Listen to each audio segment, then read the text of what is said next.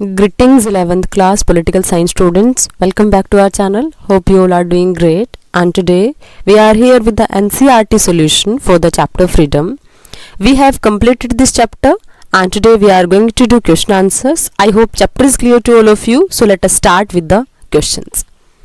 Question number 1 is asking from you, what is mean by freedom? मतलब freedom से आप क्या समझते हो? Is there a relationship between freedom for the individual and freedom for the nation? हमने पढ़ा था freedom for the individual and what is the meaning of freedom for a nation.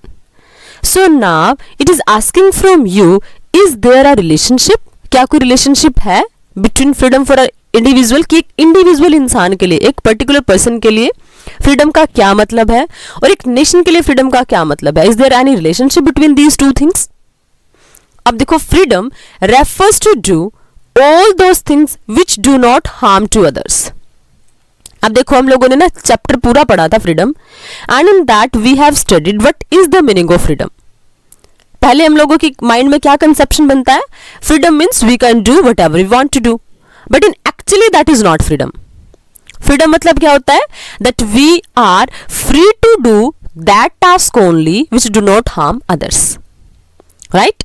तो फ्रीडम का मतलब वही है कि आप वो सारे के सारे एक्शंस कर सकते हो जिससे दूसरों को हार्म नहीं पहुंचती, दूसरों को हानि नहीं पहुंचती है.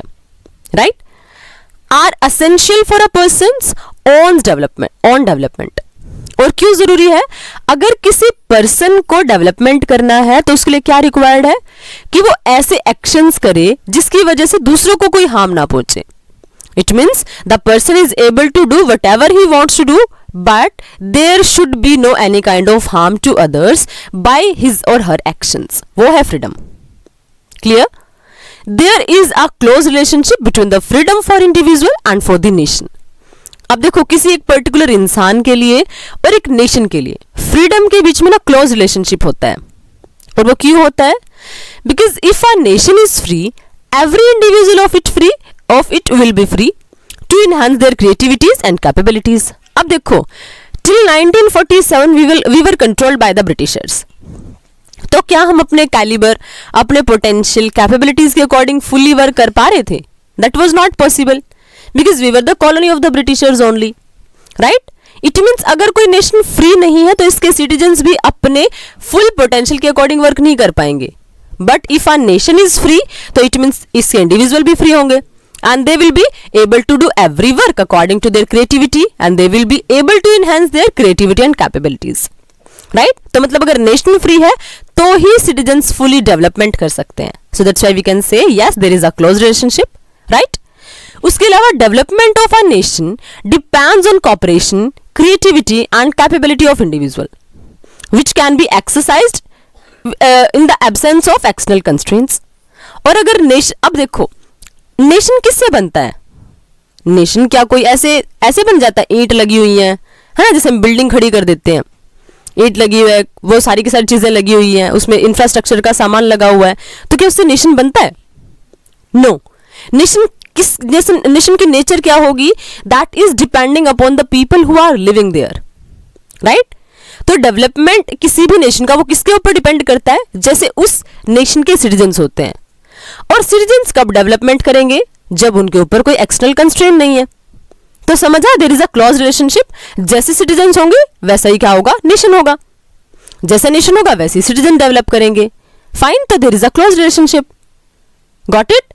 उसके अलावा a free society enables all its members to develop their potentials with the minimum of social constraints. और एक फ्री सोसाइटी क्या करती है? सपोज इंडिया इज इंडिपेंडेंट, तो इंडिया क्या करता है? इंडिया अपने सिटीजन्स को फुल्ली डेवलप करने के लिए क्या करता है? वो मेथड्स प्रोवाइड करवाता है ना, ताकि वो मिनिमम सोशल कंस्ट्रेंट्स करे. और अगर मिनिमम होंगे तो people will be able to develop themselves. Right? अगर ज्यादा से ज्यादा रेस्ट्रिक्शंस लगा दिए, अब देखो for example Kim Jong, North Korea, तो क्या वो लोग अपने फुल पोटेंशियल के अकॉर्डिंग डेवलपमेंट कर पाते हैं? There is no possibility. तो अगर एक फ्री सोसाइटी है तो क्या करती है? अपने मेंबर्स को डेवलपमेंट का फुल चांस देती है according to their full potential. Right? Though no society can be imagined without the absence of constraints, but it is necessary to determine whether it is acceptable or justified. लेकिन हालांकि आप ये नहीं मान सकते कि सोसाइटी में आपको ना कंस्ट्रेंट को हटा ही देना चाहिए पूरी तरीके से, क्योंकि अगर सोसाइटी से कंस्ट्रेंट्स हटेंगे तो वो सोसाइटी कैसी बनेगी, जहां पे पावरफुल पीपल कंट्रोल करते हैं वीक पीपल को। इसीलिए क्या जरूरी है, हमें पहले ये चेक करना है कि कौन से कंस्ट्रेंट जस्टिसेबल हैं, एक्सेप्टेबल हैं, और कौन से जस्टिफाइड और कौन से जस्टिफाइड नहीं है, राइट। उसके अलावा social constraints are necessary to be examine through debates, discussion between individual and the society. और अब कौन से कंस्ट्रेंट्स नेसेसरी हैं, कौन से अननेसेसरी हैं, ये हम कैसे डिसाइड कर सकते हैं? We will be able to examine with the debates, discussion, है ना। जब हम डिफरेंट डिफरेंट एस्पेक्ट्स पे डिस्कस करते हैं कि क्या चीजें जरूरी हैं, किसी एक पर्सन के डेवलपमेंट के लिए कितना रिस्ट्रिक्शन जरूरी है, तो उसके थ्रू हम क्या करेंगे, सोशल कंस्ट्रेंट्स को बताएंगे, this is necessary and this is unnecessary. समझ आया क्या रिलेशन है? मतलब अब देखो, क्या अगर नेशन ही फ्री नहीं होगा तो सिटीजन फुली डेवलपमेंट कर ही नहीं सकते हैं, और जैसी नेशन की नेचर होगी वैसे सिटीजन अपने आप को डेवलप करेंगे, राइट। और सिटीजन कब डेवलप करेंगे, जब वो किसी एक्सटर्नल कंस्ट्रेंट से फ्री होते हैं, because the nation is made up of the citizen only with its member only, right. और आप ऐसी सोसाइटी को इमेजिन ही नहीं कर सकते जिसमें कंस्ट्रेंट की एब्सेंस होती है। तो हमें क्या करना पड़ेगा, वो कंस्ट्रेंट कौन लगाएगा, that will be imposed by the nation, you can say, by the state, you can say, है ना। तो it means there is a close relationship between the freedom of individual and the freedom of the nation. समझ आया? I hope clear it is. उसके बाद second question, what is the difference between the negative and positive conception of liberty. I think ये वाला आपको completely clear होना चाहिए। Positive में आप लोगों ने क्या पढ़ा था, पॉजिटिव मीन्स होता है when we are having some kind of positive restrictions over each of our action. और पॉजिटिव वही पढ़ा था, और नेगेटिव जब हम बोलते हैं कि नहीं, there should be no any kind of restrictions, we are free to do whatever we want to do, right. तो क्या डिफरेंस होता है नेगेटिव और पॉजिटिव में? देखो, नेगेटिव कंसेप्शन ऑफ लिबर्टी, इसमें क्या होता है, it implies the absence of restraints and rights to do whatever one's likes. आपको जो पसंद है, आपको जो अच्छा लगता है वो करो, देयर इज नो रिस्ट्रिक्शन, वो है negative conception, right. This conception में make the powerful person more powerful to keep the weaker ones in their mercy. और इसकी प्रॉब्लम क्या है, नेगेटिव कंसेप्शन की सबसे बड़ी ड्रॉबैक यही है कि इसमें माइट इज राइट का कंसेप्ट एप्लीकेबल होता है। जो ज्यादा पावरफुल होते हैं वो क्या करते हैं, they control the weak people, और जो वीक पीपल होते हैं उनको हमेशा पावरफुल पीपल की मर्सी, मतलब उनकी दया पे रहना पड़ता है, right. This conception of liberty faces the following drawbacks, और इसमें कुछ क्या ड्रॉबैक्स हैं। Liberty is concern with the area control, not with its sources, Hence, this is not necessary to have democracy to enjoy freedom. अब देखो, liberty को किसके साथ कंसर्न किया जाता है, कितने एरिया पर आपका कंट्रोल है ना। उसके अलावा नॉट विद इट सोर्स, वो सोर्स नहीं देखते आप कहां से उसका ओरिजिन है। देखो, आपने क्या पढ़ा था, फ्रीडम फ्रॉम, है ना। एक था फ्रीडम टू, पॉजिटिव में पढ़ा था फ्रीडम टू, आपको क्या क्या करने की फ्रीडम है, और ये क्या है, फ्रीडम फ्रॉम, कि कहां कौन कौन से एरिया से आप फ्री हो जाते हो। नेगेटिव में आप उसका सोर्स नहीं देख रहे, बट आप ये देख रहे हो कि मैं कहां फ्री हो जाता हूं उस काम को करने के लिए। इट मीन्स क्या है, this is not necessary to have democracy to enjoy freedom. इसलिए ऐसा भी माना जा सकता है नेगेटिव में तो फ्रीडम आप, क्योंकि डेमोक्रेसी क्या करेगी, कुछ ना कुछ रिस्ट्रिक्शंस लगाएगी आपके ऊपर। अगर डेमोक्रेसी वर्क करेगी प्रॉपरली तो कुछ ना कुछ तो रेस्ट्रिक्शंस लगेंगे, लेकिन नेगेटिव कंसेप्शन के अकॉर्डिंग तो फिर तो डेमोक्रेसी भी नेसेसरी नहीं है अगर आप फ्रीडम को एंजॉय करना चाहते हो तो, right. The state should control the liberty of an individual. अब देखो, ये क्या आ जाता है, यहां पर आपका आ जाता है पॉजिटिव कंसेप्शन। नेगेटिव का मतलब आप जस्ट एरिया चेक कर रहे हो, कौन से एरिया तक आप फ्रीडम हो, आपके ऊपर कोई रिस्ट्रिक्शंस, कोई बाउंडेशंस नहीं है। अब पॉजिटिव कंसेप्शन क्या है, the state should control the liberty of an individual only up to the limit where he interferes in order in others such liberty. Positive का मतलब क्या है, देखो, नेगेटिव मतलब आप एक्सेप्ट ही नहीं कर रहे कि कोई रिस्ट्रिक्शंस आपके ऊपर लगेगी। पॉजिटिव में क्या है, वी आर एक्सेप्टिंग कि हमारे ऊपर रिस्ट्रिक्शंस लगेंगी, बट रिस्ट्रिक्शंस कब लगेंगी, जब हमारे एक्शंस की वजह से दूसरों को हार्म पहुंचती है। Got the point. वहां रिस्ट्रिक्शंस फ्री है, यहां पर पॉजिटिव रिस्ट्रिक्शंस को एक्सेप्टेंस मिलती है। और इसमें बेसिकली क्या क्या होता है पॉजिटिव कंसेप्शन में, it refers to the society in which adequate facilities are available for each and every section of the society to enjoy desirable rights. और इसका मतलब क्या है, एक ऐसी सोसाइटी जिसमें कुछ एडिक्वेट, इंपॉर्टेंट, रिक्वायर्ड फैसिलिटीज होती हैं हर एक पर्सन के लिए, ताकि हर पर्सन एटलीस्ट डिजायरेबल राइट्स को एंजॉय करे, एटलीस्ट बेसिक राइट्स को एंजॉय करे which are required for the fully development of the person, right. This believes that any individual or section should not hinder the progress of others. मतलब वहां पे क्या था, might is right, मतलब एक को अपोजिट करते तो दूसरा आपको क्लियरली समझ आ जाएगा. वहां क्या पढ़ा, might is right का कंसेप्ट हो सकता है, बट यहां पे क्या है कि एक पर्सन दूसरे पर्सन की प्रोग्रेस को स्टॉप नहीं कर सकता. फाइन. उसके अलावा थर्ड क्या है, people can enjoy all freedoms which are permissible by laws. और लोगों को वो सारी फ्रीडम तो मिलेंगी जो लॉ के थ्रू परमिसिबल है. फॉर एग्जाम्पल हम सारे के सारे फंडामेंटल राइट्स एंजॉय करते हैं, बट फंडामेंटल राइट्स के साथ हम क्या करते हैं, we are having some boundations कि हम वो नहीं कर सकते. And for what we have taken that, क्योंकि हमने पॉजिटिव कंसेप्शन को गेन करना है, हमने वहां इंटरफेयर को एक्सेप्ट करना है जहां वो रिक्वायर्ड है ताकि सभी का बेनिफिट हो सके, right. It ensures the growth of poor, weak and downtrodden people also. इसके अलावा क्या करता है, अब देखो अगर आप रिस्ट्रिक्शन को अगर आप एक्सेप्ट करोगे तो इट मीन्स कहीं ना कहीं हम किसके बेनिफिट के लिए वर्क करेंगे, पुअर पीपल के लिए, वीक पीपल के लिए, डाउनट्रोडन पीपल के लिए, जिनको फुली डेवलपमेंट होने का चांस ही नहीं मिलता है. क्योंकि अगर आप नेगेटिव कंसेप्शन यूज करोगे तो only those person will be benefited जो ऑलरेडी एक स्ट्रॉन्ग पोजिशन में एग्जिस्ट करते हैं. लेकिन पॉजिटिव हुआ तो it means every person will be able to get benefit from it, right. It interprets that liberty lies in the removal of the hindrances. और ये क्या बताता है कि लिबर्टी क्या है, लिबर्टी आपको हिंड्रेंसेस को रिमूव करना है, लेकिन रेस्ट्रिक्शंस को आपको एक्सेप्ट करना है. हिंड्रेंसेस मतलब क्या होती है, आपके पाथ में जो रुकावट आते हैं, हर्डल आती हैं, आपको उसको स्टॉप करना है, उसको रिमूव करना है, but you will have to accept positive conceptions, positive restrictions over your rights. ये है आपका पॉजिटिव लिबर्टी का conception. I hope it's also clear to all of you. Now third question, what is mean by social constraints. आप जो इतनी देर से हम बोल रहे कि कुछ कंस्ट्रेंट्स को आपको एक्सेप्ट करना पड़ेगा, वो कंस्ट्रेंट्स होते क्या है. Are constraints of any kind necessary for enjoying freedom. क्या कुछ ऐसे कंस्ट्रेंट्स हैं जो हमारे लिए जरूरी होते हैं फ्रीडम को एंजॉय करने के लिए. क्या सच में हमारे लिए रेस्ट्रिक्शंस का होना जरूरी है.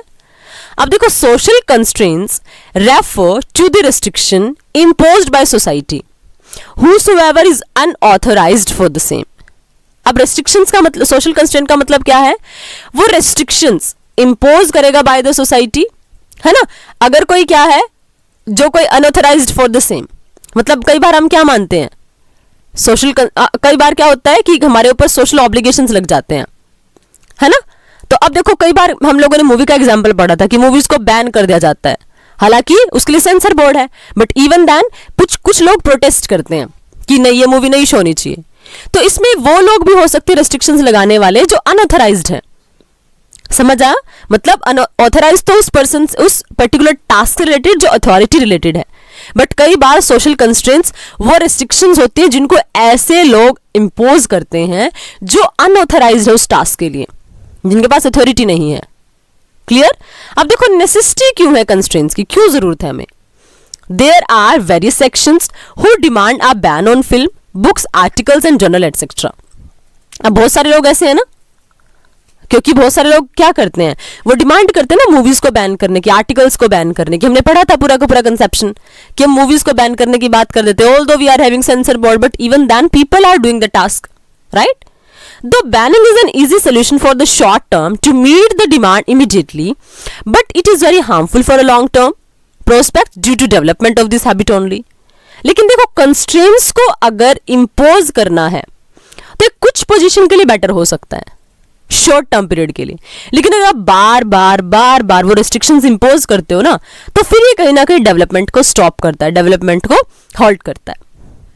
क्यों, क्योंकि फिर लोग सोचते हैं कि ये तो स्टेट की हैबिट है, उसको बार बार क्या करना है, बार बार रेस्ट्रिक्शंस को इंपोज करना है, तो फिर वो हैबिट डेवलप होना शुरू हो जाती है, राइट.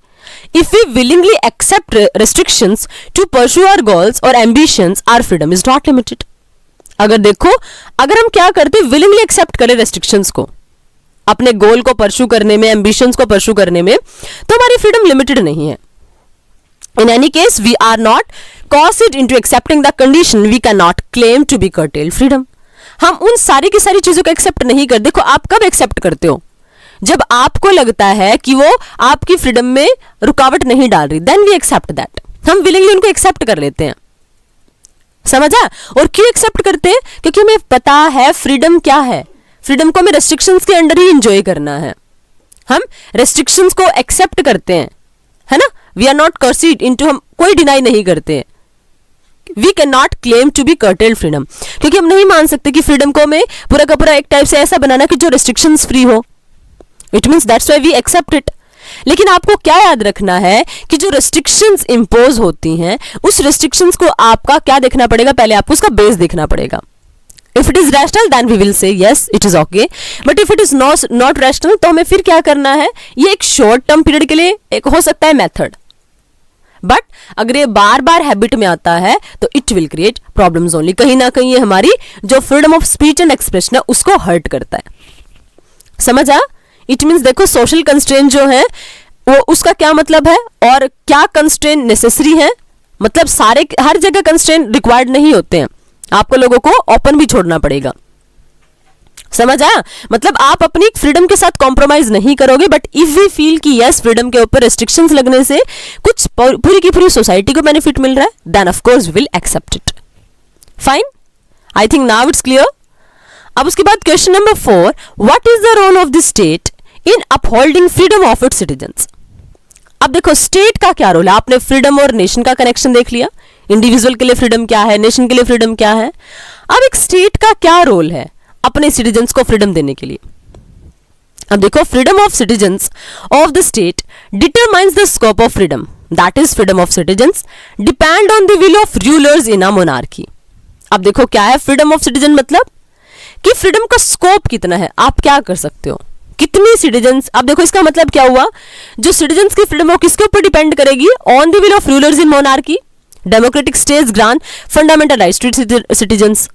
मतलब स्टेट की टाइप ये डिसाइड करती है कि वहां पे फ्रीडम का स्कोप कितना है, वहां पे लोगों को कितने टाइप की फ्रीडम मिलेगी, किस टाइप की फ्रीडम को वो लोग एंजॉय कर पाएंगे।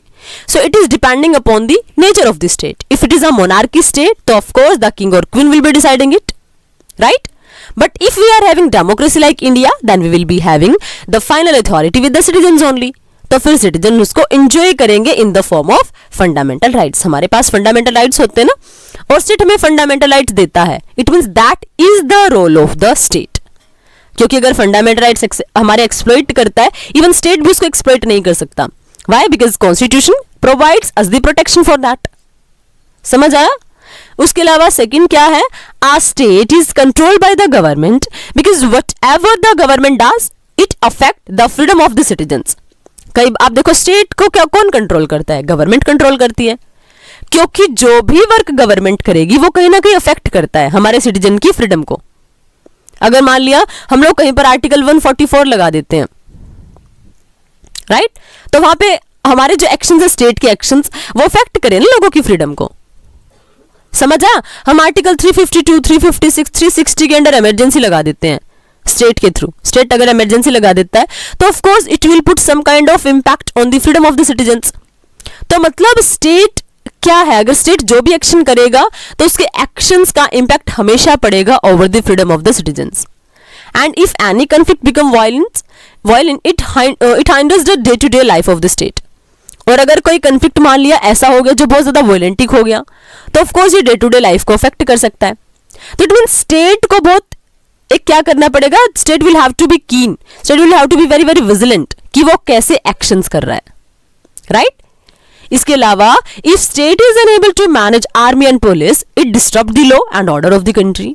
मतलब स्टेट के ऊपर सारी चीजें डिपेंड हो रही हैं, कितनी फ्रीडम मिलेगी वो स्टेट के नेचर के ऊपर डिपेंड करता है, राइट। स्टेट को कंट्रोल कौन करता है? गवर्नमेंट। इट मींस गवर्नमेंट के एक्शन सारे के सारे लोगों की डे टू डे लाइफ को अफेक्ट करेंगे। If you are not able to cope up with the situation, with the conflicts, then the development of the people will be hurdled, right? उसके अलावा अगर स्टेट अपनी आर्मी को, अपनी police को maintain नहीं कर पाता, मैनेज नहीं कर पाता, तो क्या हो जाएगा? उसके लॉ एंड ऑर्डर खत्म हो जाएगा कंट्री का। इट मीन्स अगर स्टेट वर्क नहीं कर रहा प्रॉपरली तो लॉ एंड ऑर्डर भी वर्क नहीं करेगा, एंड लॉ एंड ऑर्डर नहीं तो in that situation, in the situation of lawlessness, no one can enjoy freedom. That's why it is very much required to have state, and it is most important that the state should work properly, right इसके अलावा क्या है, uh welfare state always initiates to protect the freedom of backward people along its all citizens. और इसके अलावा क्या है, जो वेलफेयर स्टेट है हमेशा इनिशिएट करता है। फॉर एग्जाम्पल इंडिया, हमारा अब देखो हमारा इंडिया कैसे वर्क करता है, from the birth till the death of the person. At the time of birth certificate will be given by the state only, and at the time of death certificate will also be given by the state only. तो हमारा state क्या करता है, protect करता है लोगों के rights को, फ्रीडम को, और सिर्फ स्पेशली किसको फोकस करता है, जो बैकवर्ड सेक्शन है उनके सारे राइट्स को, अपने सिटीजन के सारे राइट्स को प्रोटेक्ट करता है। That's why we are having requirement of the state, क्योंकि अगर स्टेट नहीं है तो people will not be able to enjoy anything. क्योंकि अगर स्टेट है, only with the help of state we are able to establish law and order. अगर law and order नहीं है तो अगेन वही सिचुएशन, माइट इज राइट वाली, and the people will not be able to enjoy anything. समझ आया? It means that's why state is very much required, क्योंकि state है तो ही फ्रीडम है। Although state will impose some kind of positive restrictions, but वो positive restrictions का base क्या है, that is also rational, क्योंकि उसका ऑब्जेक्टिव बैकवर्ड पीपल को प्रोटेक्ट करने के लिए होता है। So that's why it is very much required to have state, and the state should work in a proper manner. Fine. Now last question of the chapter. What is mean by freedom of expression? हमने पढ़ा था, last context हम लोगों ने पूरा पढ़ा था, जिसमें हम लोगों ने क्या पढ़ा था, फिर जेस मिल का आइडिया भी पढ़ा था।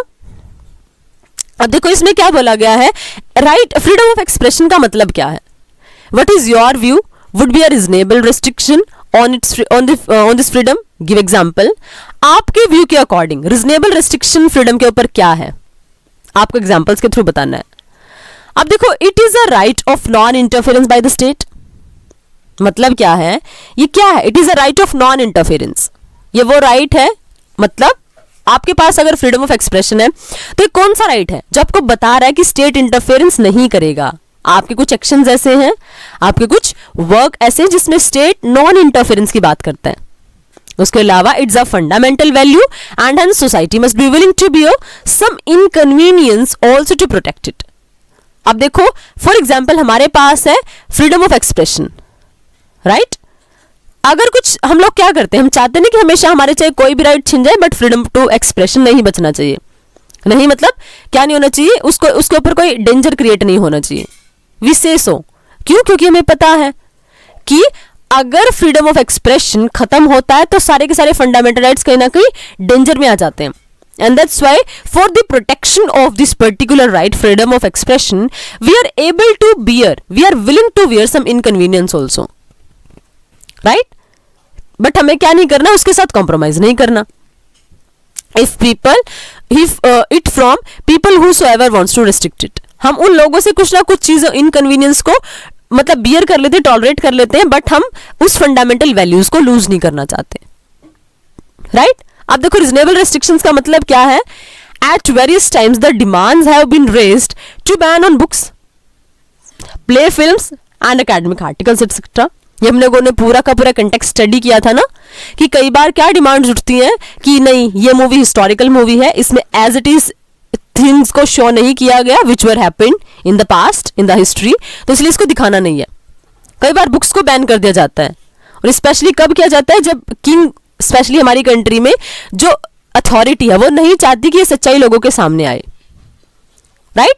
कई बार इसी चीज की डिमांड उठती है। अब देखो क्या होता है रीजनेबल रेस्ट्रिक्शंस, हालांकि कई बार पॉजिटिव वे में भी होता है ये चीजें। सपोज कंट्री में कोई ऐसी क्रिटिकल सिचुएशन है, मान लिया हमारी कंट्री में 1947 में कम्युनल राइट्स हो गए थे, उसी के बेसिस पे डिवीजन हो गया कंट्री का। सोचो उस टाइम पे लोगों ने मान लिया कुछ ऐसी बुक्स लिख दी होती जो हिंदूज और मुस्लिम को डिवाइड करने का वर्क करती, तो उस टाइम पे उन चीजों को बैन करना दैट वाज रैशनल। समझ आया? क्योंकि ये चीजें हमें क्या करती हैं, इसलिए सोसाइटी में डिमांड उठती है कि नहीं इन चीजों को बैन कर देना चाहिए, राइट। उसके अलावा freedom has been classified as positive and negative liberty which requires some justifiable constraints only. और फ्रीडम को कैसे क्लासिफाई किया जाता है, in the positive and negative conception, जो आप लोगों ने भी पूरा का पूरा पढ़ा है।